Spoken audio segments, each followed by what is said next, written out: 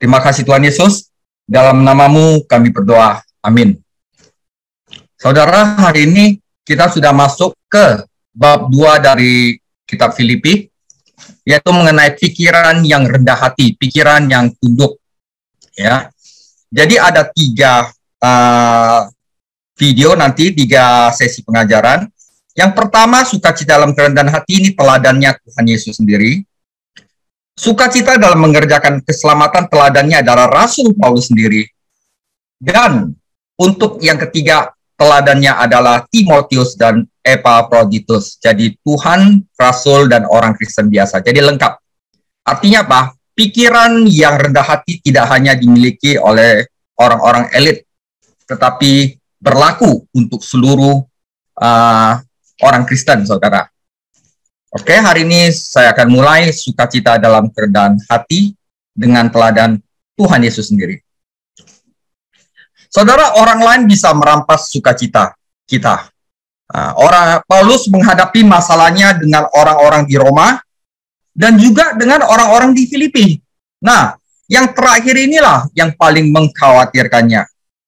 Ketika Epaphroditus membawa hadiah yang murah hati dari gereja di Filipi, dan kabar baik tentang kepedulian gereja terhadap Paulus, dia juga membawa kabar buruk tentang kemungkinan ada perpecahan dalam keluarga gereja di Filipi. Jadi, di Filipi, ada 2 ancaman ganda terhadap kesatuan gereja. Pertama, datangnya dari luar, yaitu guru-guru palsu. Yang kedua adalah anggota umat gereja yang terpecah dari dalam. Jadi yang terpecah di sini ada 2 kelompok wanita. Pertama, Euodia dan Sintike. Apa yang diperebutkan oleh Euodia dan Sintike tidak disebutkan oleh Paulus. Mungkin kedua perempuan ini ingin menjadi KBC. Di kepala paduan suara, mereka berdebat. Yang satu pengen hari ini makanannya capcay fuyung hai, yang satu pengen makanannya ayam geprek. Nah, karena itu mereka ada selisih pendapat dan mereka pecah.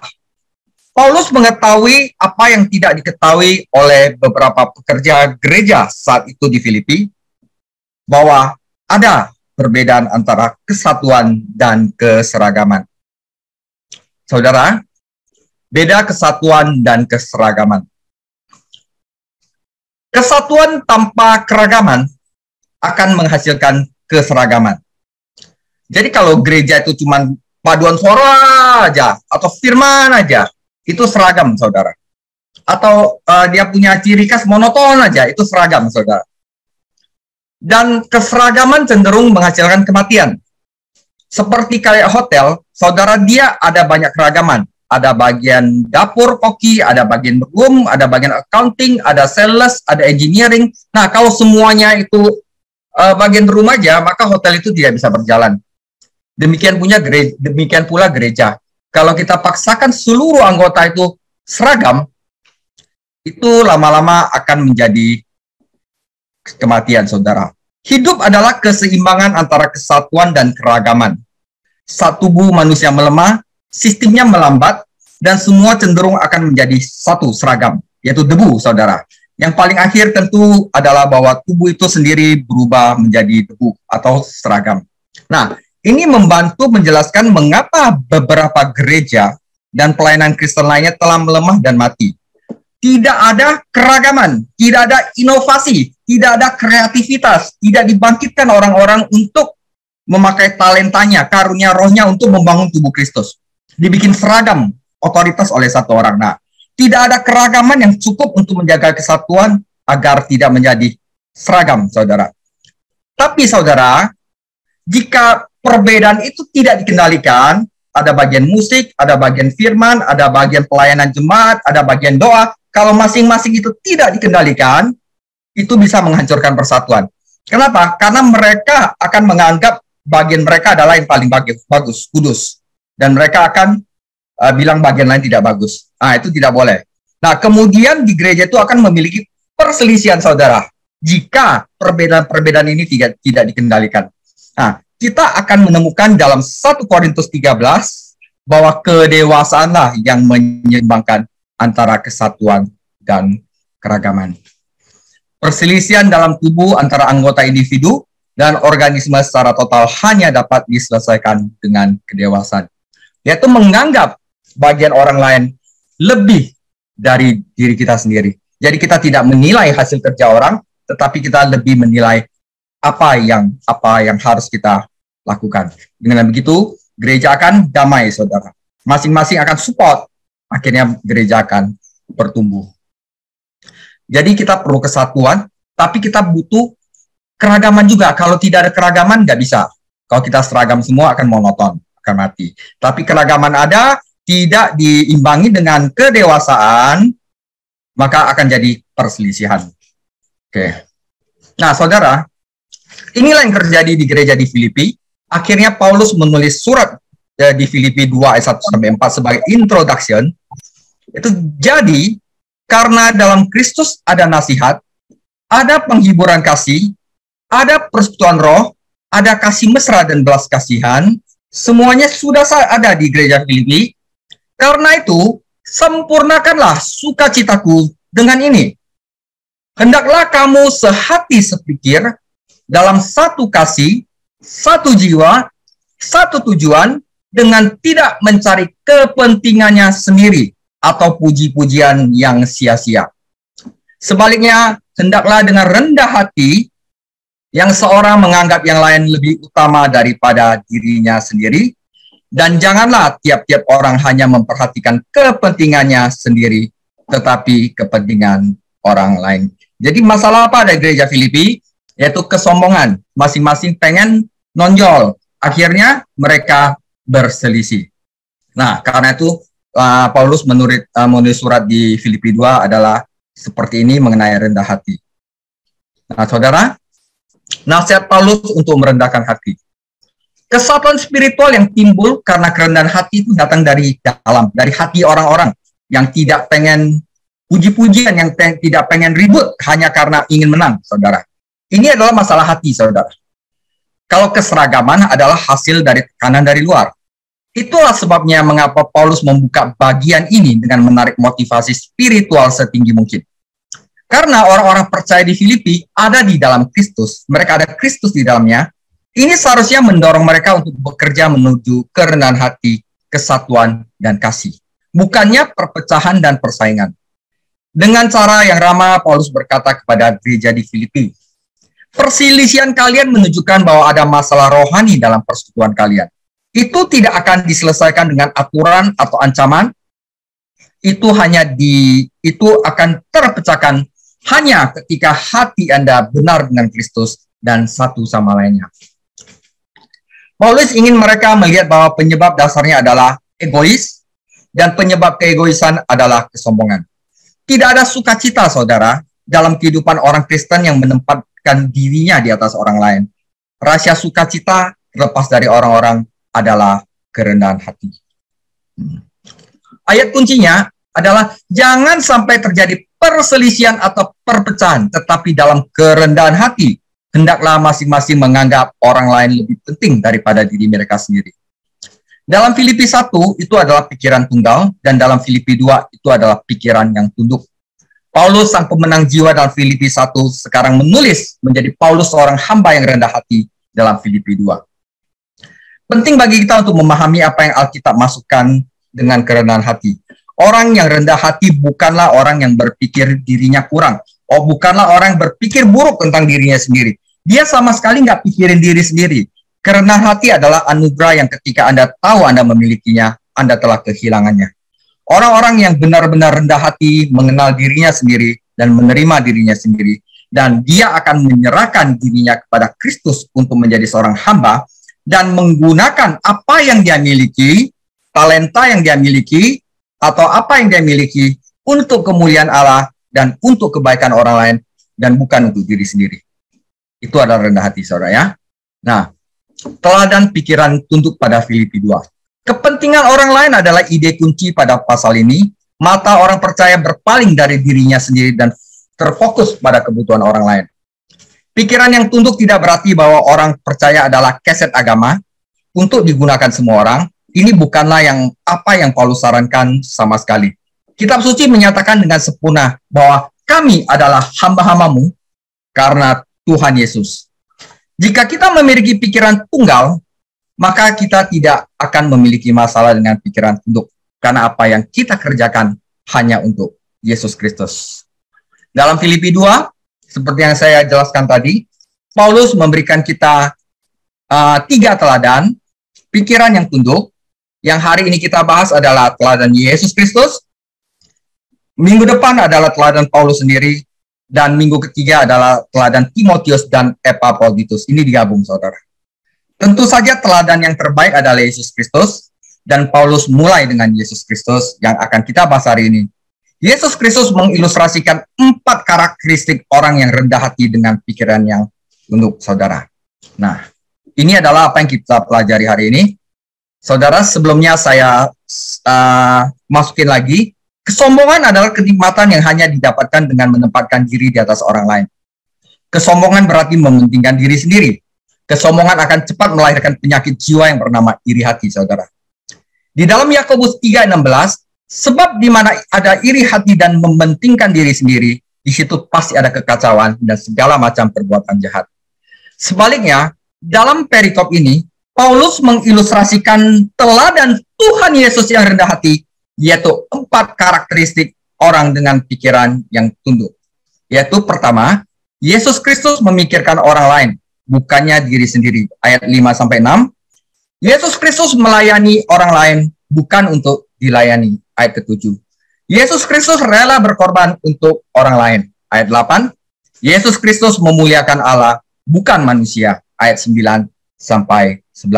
Ini 4 poin yang akan kita pelajari hari ini.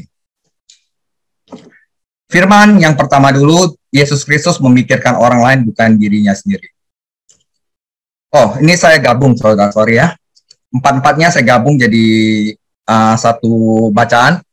Hendaklah kamu dalam hidupmu bersama menaruh pikiran perasaan yang terdapat juga dalam Kristus Yesus, yang walaupun dalam rupa Allah, tidak menganggap kesetaraannya dengan Allah itu sebagai milik yang harus dipertahankan, melainkan telah mengosongkan dirinya sendiri dan mengambil rupa seorang hamba, dan menjadi sama dengan manusia, pelayan. Dan dalam keadaan sebagai manusia, ia telah merendahkan dirinya dan taat sampai mati, bahkan sampai mati di kayu salib. Itulah sebabnya Allah sangat meninggikan dia dan mengaruniakan kepadanya nama di atas segala nama, supaya dalam nama Yesus Kristus bertekuk lutut segala yang ada di bumi, yang di langit, yang ada di bawah bumi. Dan segala lidah mengaku Yesus Kristus adalah Tuhan, baginya kemuliaan Allah dan Bapa. Saudara, yang pertama, Yesus Kristus memikirkan orang lain, bukan dirinya sendiri. Pikiran Kristus berarti sikap yang ditunjukkan oleh Kristus. Sikapmu harus sama dengan sikap Yesus Kristus. Bagaimanapun juga, pikiran menentukan tindakan. Jika pikiran kita adalah egois, mementingkan diri sendiri, maka tindakan kita akan memecah belah dan rusak. Yakobus mengatakan pada hal yang sama. Nah, di sini kita akan belajar bagaimana Yesus itu dengan sangat, bukannya merendahkan diri lagi, sangat-sangat merendahkan diri, saudara. Ayat-ayat dalam Filipi membawa kita ke masa lalu yang kekal.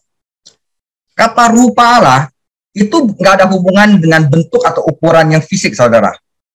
Allah itu ada roh. Ketika Alkitab mengacu pada mata Tuhan atau tangan Tuhan, itu tidak mengklaim bahwa Tuhan memiliki bentuk manusia, mata atau tangan. Sebaliknya, ia menggunakan istilah manusia untuk menggambarkan atribut ilahi. Ya, karakteristik Tuhan, sesuatu yang ada di dalam sifat Tuhan. Kata rupa berarti ekspresi lahiria dari sifat batinia Allah. Ini berarti bahwa dalam kekekalan masa lalu, Yesus Kristus adalah Allah. Bahkan, Paulus menyatakan bahwa Yesus setara dengan Allah. Ayat-ayat lain seperti Yohanes 1 ayat 1-4, Kolose 1 ayat 15, Pleroma, dan Ibrani 1 ayat 1-3 menyatakan bahwa Yesus Kristus adalah Allah. Kepenuhan Allah, dia adalah Allah, gitu.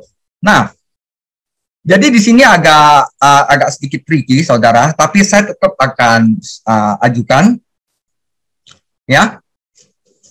Rupa Allah di sini banyak sering disalahartikan orang. Karena itu saya buka bahasa Yunaninya. Rupa adalah morph sama hyparso. Nah, Allah adalah theos. Nah, di sini dikatakan bahwa rupa adalah sesuatu yang di dalam Allah, kan Allah ada roh, atributnya, ya, menjadi sesuatu yang bisa diekspresikan secara lahiriah, tetapi masih di dalam keharmonisan. Dan Allah yang di sini ada sejak kekekalan, pre-exist, already have. Nah, jadi artinya apa?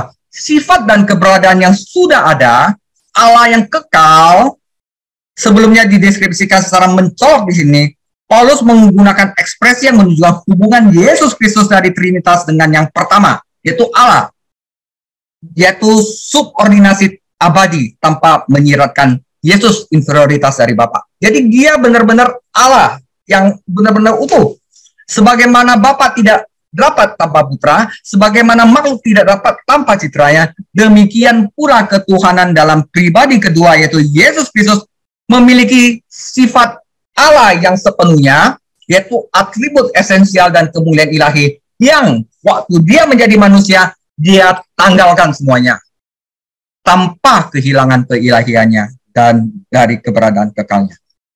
Jadi dia yang memiliki atribut esensial Allah, dia tanggalkan, saudara, untuk menjadi manusia, tanpa kehilangan keilahiannya dari keberadaan kekalnya. Nah, itu artinya rupa Allah, saudara. Nah, tentu saja sebagai Tuhan, Yesus Kristus tidak membutuhkan apa-apa. Dia pemilik segalanya, saudara. Dia memiliki semua kemuliaan dan pujian surga. Dengan Bapa dan Roh dia memerintah atas seluruh alam semesta. Tetapi dalam Filipi 2 ayat 6 menyatakan fakta yang menakjubkan.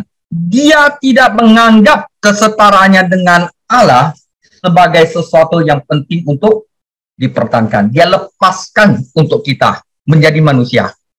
Dia lepaskan atribut ilahinya tanpa kehilangan atribut itu. Ini artinya apa? Yesus Kristus tidak memikirkan dirinya sendiri. Dia memikirkan orang lain. Pikirannya atau sikapnya adalah kerendahan hati yang tidak mementingkan diri sendiri tetapi orang lain. Ini adalah pikiran Kristus, saudara. Sebuah sikap yang mengatakan, saya tidak menggunakan kekuasaan saya tidak menggunakan hak istimewa saya atau otoritas saya untuk diri saya sendiri. Saya menggunakan otoritas saya untuk orang lain, dan untuk melakukan ini, saya akan dengan senang hati mengesampingkan dan membayar berapapun harganya. Saudara, otoritas harus diimbangi oleh kerendahan hati. Jadi, kalau orang mau naik otoritasnya, dia harus tambah rendah hati. Kalau enggak, bahaya. Kebanyakan orang dapat menangani tanggung jawab jika Anda membayarnya dengan cukup. Tetapi dibutuhkan pemimpin sejati untuk mampu melepaskan hak istimewanya, otoritasnya, untuk melayani orang lain. Seorang pemimpin akan menggunakan hak istimewanya untuk membantu orang dan membangun organisasi. Orang yang sombong akan melalainya demi orang lain, yaitu demi kita seorang.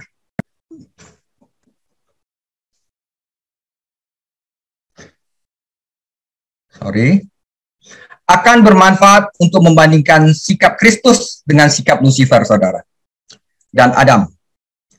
Lucifer pernah menjadi yang tertinggi di antara makhluk-makhluk malaikat, dekat dengan tata Allah.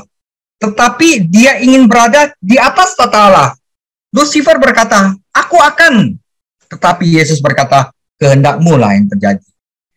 Lucifer tidak puas menjadi malaikat tertinggi, dia ingin menjadi pencipta. Yesus adalah pencipta, namun dia rela menjadi manusia. Kerendahan hati Kristus adalah teguran bagi kesombongan setan, juga untuk kesombongan manusia, saudara. Lucifer sendiri tidak puas menjadi pemberontak. Dia datang ke Taman Eden dan menggoda manusia untuk menjadi pemberontak. Adam pun memiliki semua yang dia butuhkan. Dia sebenarnya adalah raja atas segala ciptaan Tuhan. Tetapi setan berkata kepada Hawa, kamu akan menjadi seperti Allah. Jadi artinya apa? Manusia dengan sengaja menggenggam atau menginginkan sesuatu yang berada di luar jangkauannya. dan sebagai akibatnya menjerumuskan seluruh umat manusia ke dosa dan kematian. Saudara, Adam dan Hawa hanya memikirkan dirinya sendiri, Yesus Kristus memikirkan orang lain. Kita bisa maklum bahwa orang-orang belum diselamatkan adalah egois. Orang-orang yang belum Kristen adalah egois dan sombong. Karena mereka tidak mengerti. Tetapi kita tidak mengharapkan keegoisan dan kesombongan dari orang-orang yang sudah Kristen, yang sudah mengerti tentang kerendahan hati, yang telah mengalami kasih Kristus dan persekutuan Roh Kudus. Lebih dari 20 kali dalam Perjanjian Baru Tuhan menginstruksikan kita bagaimana hidup dengan satu sama lain. Saudara, itu adalah pertama. Sikap rendah hati Yesus Kristus adalah memikirkan orang lain, bukan memikirkan diri sendiri. Karakteristik kedua orang rendah hati adalah dia melayani, bukan dilayani. Memikirkan orang lain dalam pengertian abstrak aja tidak cukup. Kita harus turun dalam pelayanan sejati, saudara. Jadi yang belum pelayanan, daftar saudara, Anda akan mengalami hal-hal yang luar biasa, rugi kalau nggak pelayanan. Ya, karena Anda akan belajar untuk rendah hati. Dan di dalam rendah hati ada sukacita, saudara. Nah, saudara, seorang filsuf terkenal menulis kata-kata cemerlang tentang mendidik anak-anak, tetapi susah untuk mempraktekannya. Nah, makanya Anda harus masuk ke pelayanan untuk praktek. Mudah baginya untuk mencintai anak-anak secara abstrak, tetapi ketika sampai pada praktek, itu adalah sesuatu yang lain. Yesus melayani orang lain dan menjadi seorang hamba. Paulus menelusuri langkah-langkah dalam pelayanan Yesus Kristus. Pertama, seperti yang kita katakan, dia mengosongkan dirinya, saudara. Atributnya dilepaskan. Ya, mengesampingkan penggunaan atribut-atributnya sendiri sebagai Allah secara independen. Dia berinkarnasi menjadi manusia. Bukan hanya menjadi bayi, dia menjadi fetus. Dia 9 bulan di perut Maria, saudara. Dia menjadi janin, saudara. Dalam tubuh yang tidak berdosa. Dan dia menggunakan tubuh itu untuk menjadi pelayan. Dan dia membawa tubuh itu ke kayu salib dan rela mati. Turun, saudara. Wah, betapa luar biasanya kalau kita pelajari secara dalam mengenai Yesus Kristus. Nah, saudara, dari surga ke bumi, dari kemuliaan sampai kehinaan, dari Tuhan menjadi hamba, dari hidup menjadi mati, bahkan mati di kayu salib. Saudara, di zaman Perjanjian Lama, Kristus telah mengunjungi bumi pada kesempatan untuk beberapa pelayanan khusus. Kejadian 18 ada contohnya. Tetapi kunjungan itu bersifat sementara. Tetapi ketika Yesus Kristus lahir di Bethlehem, dia masuk dalam persatuan permanen dengan umat manusia yang darinya tidak ada jalan keluarnya. Dia rela merendahkan dirinya agar dia dapat mengangkat kita. Saudara, perhatikan bahwa Paulus menggunakan kata rupa lagi dalam Filipi 2:7, yaitu pengosongan ekspresi ilahinya, yaitu ekspresi lahiriah dari sifat batinnya. Yesus tidak berpura-pura menjadi hamba. Dia udah kosong, saudara. Dia bukan aktor yang memainkan peran. Dia sebenarnya adalah seorang pelayan. Ini adalah ekspresi sejati dari sifat terdalamnya. Dia adalah Tuhan, manusia, Allah, dan manusia yang bersatu dalam kesatuan, dan dia datang sebagai hamba. Pernahkah Anda memperhatikan ketika Anda membaca keempat Injil bahwa Yesuslah yang melayani orang lain, bukan orang lain yang melayani Yesus? Dia siap membantu dan memanggil semua jenis orang. Nelayan, pelacur, pemungut cukai, orang sakit, orang yang berduka. Sama seperti anak manusia datang bukan untuk dilayani, melainkan untuk melayani dan untuk memberikan nyawanya menjadi tebusan banyak orang. Matius 20:28. Saudara, di loteng atas, ketika murid-muridnya tampak menolak untuk mencuci kaki, melayani, Yesus bangkit, menanggalkan pakaian luarnya, mengenakan handuk linen yang panjang, dan membasuh kaki mereka. Yohanes 13. Dia mengambil tempat seorang budak. Bagian cuci kaki itu biasa dilakukan bukan orang Yahudi, tetapi dilakukan oleh budak, saudara. Dia mengambil tempat sebagai budak, saudara. Inilah adalah pikiran yang tunduk dalam tindakan. Dan tidak heran Yesus mengalami sukacita seperti itu. Yang pertama, dia tidak memikirkan dirinya sendiri, tetapi orang lain. Dia melayani. Ya, nah, ini saya akan kasih kisah Abraham Lincoln. Selama perang saudara di Amerika, Jenderal George McClellan ditugaskan untuk memimpin pasukan besar Potomac, terutama karena opini publik berpihak padanya. Dia menganggap dirinya sebagai pemimpin militer yang hebat dan senang mendengar orang-orang memanggilnya Napoleon Muda. Sombong, saudara. Namun penampilannya kurang sensasional. Presiden Lincoln menugaskannya sebagai kepala jenderal, berharap ini akan mendapatkan beberapa tindakan nyata dari George McClellan, tetapi dia masih menunda-nunda. Suatu malam, Presiden Lincoln dan dua anggota stafnya pergi mengunjungi McClellan hanya untuk mengetahui bahwa dia ada di rapat militer pasukan Potomac. Ketiga pria ini duduk menunggu dan 1 jam kemudian sang jenderal tiba ke rumah. Tanpa memperhatikan di situ ada Presiden Lincoln, McClellan naik ke atas kamarnya dan tidak kembali lagi. Setengah jam kemudian, Lincoln mengirim pelayan untuk memberitahu McClellan bahwa orang-orang itu sedang menunggu. Pelayan itu kembali untuk melaporkan bahwa McClellan telah pergi tidur, saudara. Nah, rekan-rekannya marah. Lincoln hanya bangkit dan memimpin jalan pulang. Saudaraku, sudahlah, ini bukan waktunya untuk menonjolkan etiket atau martabat pribadi. Jelas Presiden. Saya yang akan menggantikan posisi McClellan jika itu hanya membawa kita sukses. Dia gantikan posisi jenderalnya. Dia itu presiden loh, saudara. Nah, sikap rendah hati inilah yang membantu menjadi Lincoln orang yang hebat dan menjadi presiden yang hebat. Dia tidak memikirkan dirinya sendiri, dia berpikir untuk melayani orang lain. Jadi saudara, melayani adalah tanda kedua dari pikiran yang tunduk, pikiran yang rendah hati. Saudara, tanda ketiga orang yang rendah hati adalah, ini yang paling sulit, dia rela berkorban untuk orang lain. Saudara, banyak orang bersedia melayani orang lain jika itu tidak merugikan mereka. Tetapi jika ada harga yang harus dibayar, mereka tiba-tiba kehilangan motivasinya. Nah, Yesus di sini, Yesus taat sampai mati, bahkan mati di kayu salib. Kematiannya bukanlah kematian seorang martir, tetapi kematian seorang juru selamat. Dia rela menyerahkan nyawanya untuk dosa-dosa dunia. Nah, saudara, Dr. John Henry Jowett, seorang pengkhotbah terkenal di Inggris di era 1900 berkata, pelayanan tanpa pengorbanan tidak menghasilkan apa-apa. Jika ingin ada berkat, harus ada pengorbanan. Pada sebuah festival keagamaan di Brasil, seorang misionaris pergi dari stand ke stand memeriksa barang dagangannya. Dia melihat tanda di atas salah satu stand yang bertuliskan salib murah, salib murah. Dia berpikir, itulah yang dicari banyak orang, salib murah, pikul salibnya murah saja. Saudara, salib Tuhan Yesus itu tidak murah, saudara. Salib Tuhan Yesus itu berat. Salib Tuhan Yesus itu membuat Yesus jatuh berpuluh-puluh kali, saudara. Salib Tuhan Yesus digendongnya dengan tubuh yang penuh darah, saudara. Ya, orang yang dengan pikiran tunduk tidak akan menghindari pengorbanan. Dia hidup untuk kemuliaan Allah dan kebaikan orang lain, dan jika membayar harga untuk menghormati Kristus dan membantu orang lain, dia akan bersedia untuk melakukannya. Jadi ketiga adalah pengorbanan, saudara.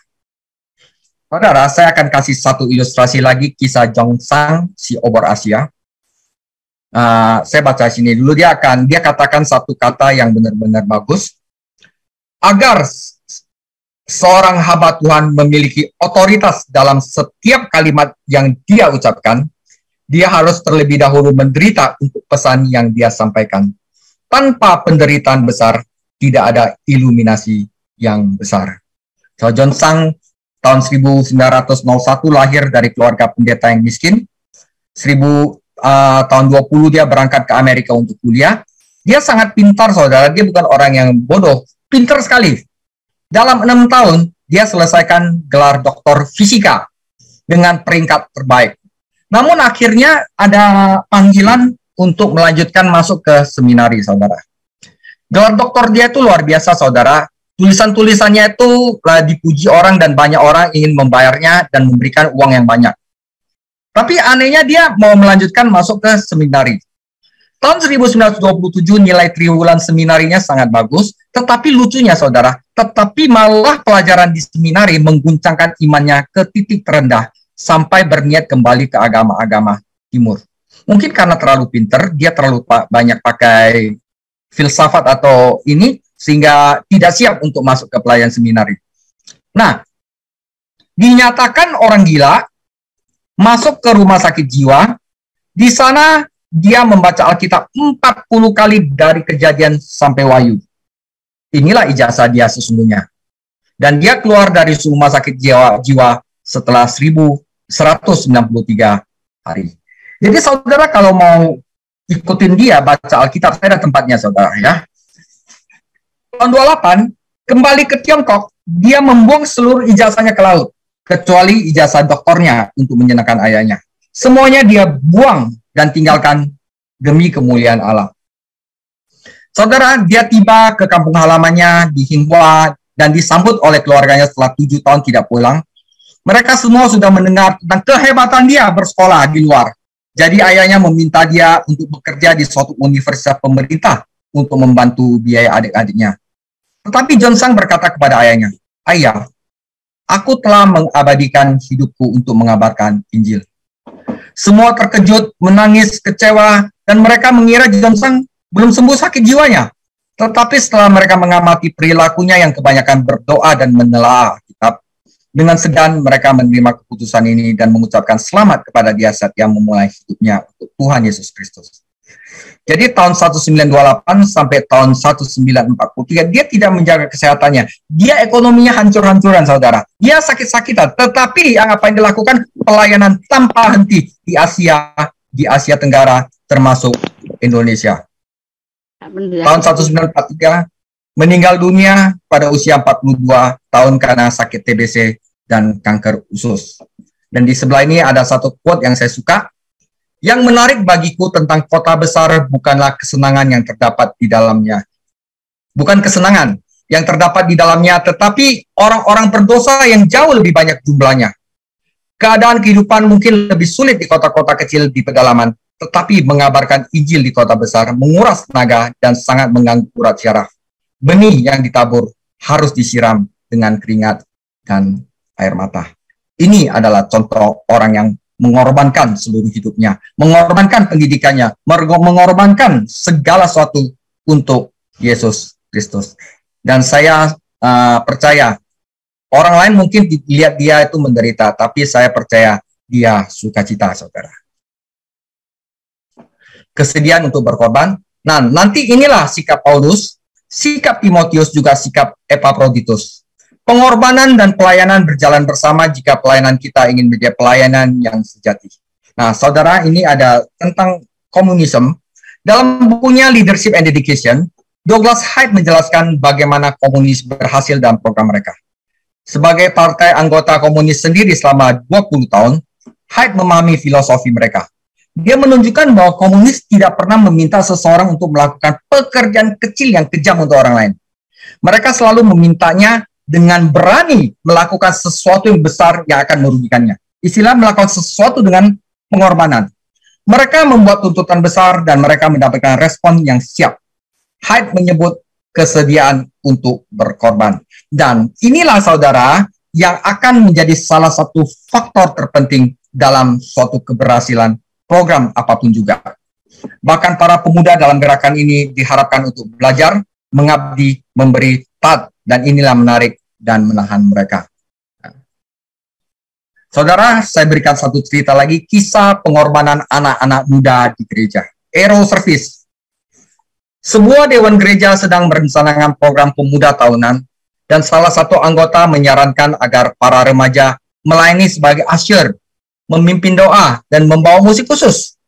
Salah satu remaja berdiri dan berkata, "Terus terang kami lelah diminta melakukan hal-hal kecil. Kami ingin melakukan sesuatu yang sulit tahun ini, dan mungkin mempertahankannya sepanjang tahun. Anak-anak telah berbicara dan berdoa tentang hal ini. Kami ingin bekerja dengan wali kami dalam merombak ruang bawah tanah itu, sehingga dapat digunakan untuk ruang kelas. Kami ingin mengunjungi anggota lanjut usia setiap minggu, dan membawakan mereka kebaktian. Dan jika boleh kami ingin mengadakan kesaksian mingguan pada hari Minggu sore di taman." Saudara, dia duduk, dan pendeta muda yang baru itu yang merencanakan program ini tersenyum pada dirinya sendiri. Dia secara pribadi telah menantang para remaja untuk melakukan sesuatu yang akan merugikan mereka. Butuh pengorbanan. Tetapi mereka dengan antusias menanggap tantangan tersebut, dia tahu bahwa pengorbanan diperlukan jika akan ada pertumbuhan dan pelayanan yang sejati. Jadi ketiga itu adalah pengorbanan, saudara. Ujian dari pikiran yang tunduk bukan hanya seberapa banyak kita bersedia kita diterima dalam hal penderitaan kita sendiri, tetapi seberapa banyak yang kita bersedia berikan dalam hal pengorbanan. Banyak orang rela orang lain berkorban, tetapi mereka tidak mau berkorban untuk orang lain. Ini adalah satu paradoks kehidupan Kristen, bahwa semakin banyak kita memberi, semakin banyak kita menerima, semakin banyak kita berkorban, semakin banyak Tuhan Yesus memberkati. Inilah sebabnya mengapa pikiran yang tunduk mengarah pada sukacita, saudara. Ini hadiahnya. Ini akan membuat kita lebih seperti Kristus. Ini berarti berbagi sukacitanya, sebagaimana juga kita berbagi dalam penderitaannya. Tentu saja ketika kasih adalah motifnya, pengorbanan itu tidak pernah diukur atau diperbincangkan atau tidak pernah disombongkan. Orang yang terus-menerus berbicara tentang pengorbanannya tidak memiliki pikiran yang tunduk.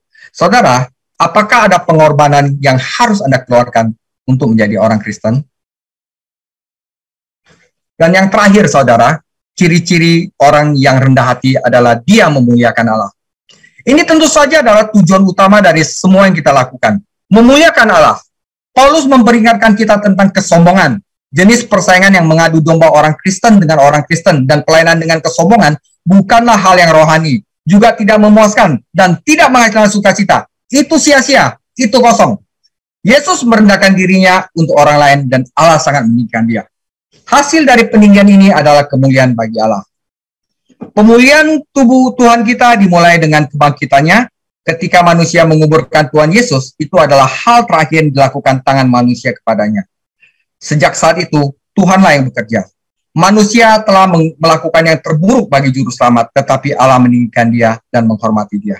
Manusia memberi dia nama ejekan dan fitnah, tetapi Bapa memberi dia nama yang mulia. Dia bangkit dari kematian dan kemudian kembali dalam kemenangan ke surga, naik ke tahta Bapa. Jadi dalam pengorbanan itu ada kemuliaan, saudara. Pemuliaannya mencakup otoritas yang berdaulat atas seluruh makhluk di surga, di bumi, dan di bawah bumi. Semua nanti akan tunduk kepadanya.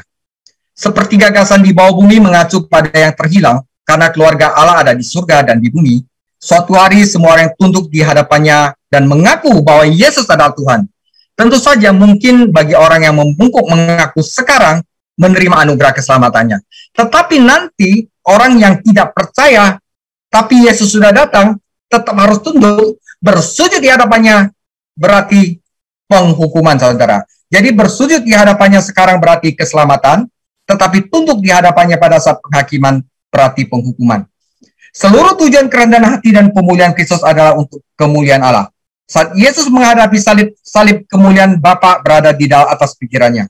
Bapa, saatnya telah tiba, muliakanlah anakmu supaya anakmu juga memuliakan engkau.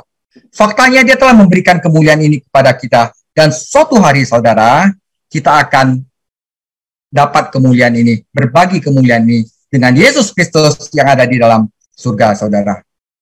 Saudara, pekerjaan keselamatan juga untuk kemuliaan Allah. Mengapa Yesus mati? Untuk kemuliaan Allah. Pekerjaan keselamatan yang dilakukan Tuhan Yesus jauh lebih besar dan lebih agung daripada sekedar keselamatan jiwa yang terhilang. Keselamatan kita memiliki tujuan akhir, yaitu untuk kemuliaan Allah. Orang dengan pikiran tunduk, sebagaimana ia hidup untuk orang lain, harus mengharapkan pengorbanan dan pelayanan. Tetapi pada akhirnya itu akan membawa kepada kemuliaan. Jadi jangan takut berkorban, saudara, untuk melayani Tuhan. Itu ujung-ujungnya kemuliaan. Sudah pasti, saudara. 1 Petrus 5 ayat 6, karena itu rendahkanlah dirimu di bawah tangan Tuhan yang kuat, supaya kamu ditinggikan pada waktunya. Yusuf menderita dan melayani selama 13 tahun, tetapi kemudian Tuhan meninggikan dia dan menjadikannya penguasa kedua di Mesir. Daud diurai menjadi raja ketika dia masih muda. Dia mengalami kesulitan dan penderitaan selama bertahun-tahun, tapi pada saat yang tepat Tuhan meninggikan dia sebagai raja Israel. Sudah ada contohnya, saudara. Nah, sebagai penutup, saudara, kita telah belajar bahwa sukacita dari kerendahan hati itu datang dari, yang pertama, mementingkan orang lain lebih daripada diri sendiri. Yang kedua adalah melayani orang lain. Yang ketiga adalah berbagi dalam pengorbanan persekutuan penderitaan Kristus. Dan yang terutama adalah dari pengetahuan bahwa kita memuliakan Allah. Saudara, kita membiarkan terang kita bersinar melalui perbuatan baik kita, dan ini memuliakan Bapa di surga. Kita mungkin tidak melihat kemuliaan ini hari ini, saudara. Ya, tetapi penderitaan di zaman ini tidak dapat dibandingkan dengan kemuliaan yang akan kita dapat nanti pada suatu waktunya. Tetapi kita akan melihatnya ketika Yesus datang dan memberi upah kepada hamba-hambanya yang setia. Matius 5:16, demikianlah hendaknya terangmu percaya di depan orang, supaya mereka melihat perbuatanmu yang baik dan memuliakan Bapamu yang di surga. Saudara, apakah Anda percaya bahwa keempat hal tersebut membawa sukacita? Alkitab mengatakannya demikian. Saudara, apakah Anda percaya Alkitab? Saudara, demikian firman Tuhan. Minggu depan kita akan bahas sukacita dalam mengerjakan keselamatan. Eksegesis Filipi 2 ayat 12 sampai 18. Teladannya adalah Rasul Paulus sendiri. Tuhan Yesus memberkati.